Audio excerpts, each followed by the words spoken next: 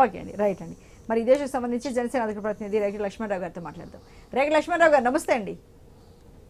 Good evening అండి అర్చన గారు, ఉగాది శుభాకాంక్షలు అందరికీ. ఓకే, మీకు కూడా అండి ఉగాది శుభాకాంక్షలు అండి. థ్యాంక్ యూ అండి.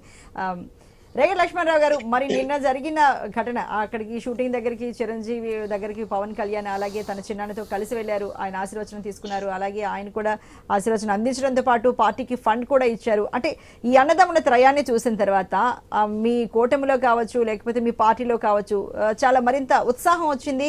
చిరంజీవి గారు కూడా మన పక్కనే ఉన్నారు, మన తరపున ప్రచారంలోకి వస్తారు అన్న ఆశలు అయితే ఉన్నాయంటున్నారు. కానీ గిడుగు రుద్రరాజు కావచ్చు లేకపోతే వాళ్ళ వ్యాఖ్యానాలు కావచ్చు, ఇవి చూస్తుంటే ఏమనిపిస్తోందండి? చిన్న గారు, మీకు అలాగే పిల్లటువంటి పెద్దలకి ఐనిస్ వీక్షలకి యజమానికి హృదయపూర్వక నమస్కారం అండి. అర్చన గారు, చిరంజీవి గారు నేను రాజకీయాలుగా దూరంగా ఉన్నాను అని చాలా సార్లు చెప్పారు. ఆయన దూరంగానే ఉన్నారు. ఏ పార్టీకి కూడా ఆయన సపోర్ట్ చేయట్లేదు, ఏ పార్టీకి ఒత్తాసపల్లికి ఎక్కడ మాట్లాడలేదు. ఈ రోజున పవన్ కళ్యాణ్ గారు మరి చిరంజీవి గారి యొక్క ఏమంటారు ఆశీర్వాదం తీసుకోవడానికి వెళ్తే పవన్ కళ్యాణ్ గారికి మరి పార్టీని నడిపించడానికి కొంచెం సహాయార్థంగా చిరంజీవి గారు మరి యొక్క తన సహాయాన్ని ఇవ్వడం జరిగింది, 5 కోట్ల రూపాయలు. అంటే మీరు ఇందాక అంటున్నారు చిరంజీవి గారు సీక్రెట్ గా ఇవ్వచ్చు కదండి, ఇవ్వచ్చండి. కానీ ఇప్పుడు 10 మందిలో అందరికి తెలిసేలాగా ఎందుకు ఇచ్చారంటే, ఎస్ పవన్ కళ్యాణ్ గారికి జనసేన పార్టీకి చిరంజీవి గారి మద్దతు ఉందనే చెప్పాలి.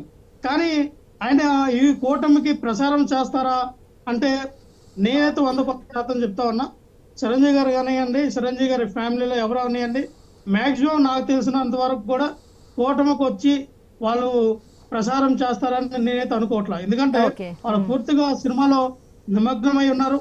చిరంజీవి గారు కూడా రాజకీయాలుగా దూరంగా ఉన్నారు. అంటే మీరు ఎందుకలా అనుకున్నారండి? రాజకీయాలకు దూరంగా అంటే ఇంకా కాంగ్రెస్ పార్టీకి రాజీనామా చేయలేదు, రాజకీయాలకు దూరంగా ఉన్నారు. కానీ అప్పుడు చిరంజీవి ప్రజారాజ్యం పార్టీ పెట్టినప్పుడు పవన్ కళ్యాణ్ ఆ ఎండల్లో చాలా ఆయనకు ప్రచారానికి చాలా కార్యక్రమాల్లో పాల్గొన్నారు. ఒకసారి ఆయన కళ్ళు తిరిగి పడిపోయారు కూడా. అంత అన్నకి వెనుదన్నగా ఉన్నారు. మరి చిరంజీవి గారు ఎందుకు బహిరంగంగా ఆయన సపోర్ట్ అందించారు? ఎందుకంటే ఆల్రెడీ ఇంతకు ముందు 2019లో పోటీ చేశారు, పవన్ కళ్యాణ్ కూడా గెలవలేకపోయారు తన సీట్ని తానే. మరి తన అన్న ఎందుకు సపోర్ట్ అందించారండి ఇప్పుడు? ఒక్క నిమిషం అర్చన గారు, ఇప్పుడు ఎలాగుందంటే పవన్ కళ్యాణ్ గారు పార్టీ పెట్టిందే చిరంజీవి గారి మీద అలిగి చిరంజీవి గారి మీద కాస్త కోపంతో అని నేను చెప్పొచ్చు. అంటే ప్రజారాజ్యం పార్టీని మీరు కాంగ్రెస్ పార్టీలో విలీనం చేయొద్దు, కాంగ్రెస్ నాకు పార్టీ పగ్గాల్లో కబుజెప్పండి, నేను నడిపిస్తానని పవన్ కళ్యాణ్ గారు చాలా సందర్భాల్లో చెప్పారు. నేను అడిగాను, నన్ను చిన్నపిల్లల్లాగా చూశారు, నన్ను చాలా దీనిగా చూశారు, మరి నా